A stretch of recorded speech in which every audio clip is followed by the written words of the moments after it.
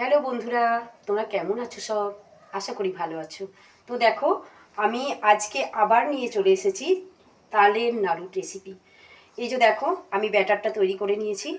আর সেদিন তো আমি তোমাদের দেখাইনি আমি কি কি দিয়ে ব্যাটার তৈরি করেছিলাম, তো আজকে আমি সেটা তোমাদের দেখাচ্ছি আমি কি কি দিয়ে ব্যাটার তৈরি করেছি। প্রথমে দিয়েছি তাল, যতটা পরিমাণ তাল দিয়েছি তাকে আমি দুভাগ করে নিয়েছি। এক ভাগ দিয়েছি চালের গুঁড়ি আর এক ভাগ দিয়েছি আটা। আর তার সঙ্গে দিয়েছি পরিমাণ মতো নুন, চিনি, আর দিয়েছি একটু সামান্য পরিমাণ খাবার সোডা, আর দিয়েছি মৌরি। আর তারপরে আমি সেটাকে ভালো করে এটাকে ফেটিয়ে নিয়েছি। আর নেওয়ার পরে আমি আস্তে আস্তে ফেটানোর পর আমি আস্তে আস্তে এই যে কড়াতে নাড়ু বানিয়ে বানিয়ে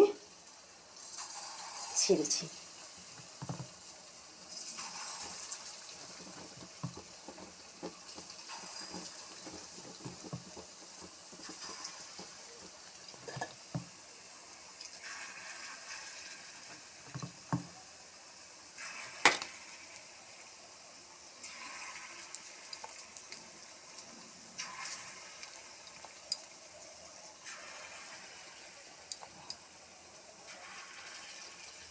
এরকম আস্তে আস্তে ছেড়ে দিতে হবে।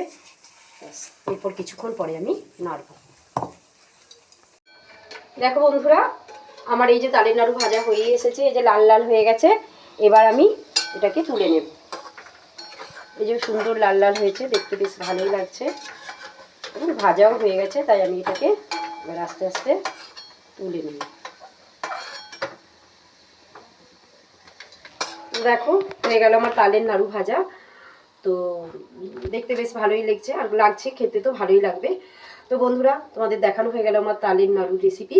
তো সবাই ভালো থেকো, সুস্থ থেকো, হাসি মুখে থেকো। আবার পরে আসছি, পরে তোমাদের সঙ্গে দেখা হবে, কেমন?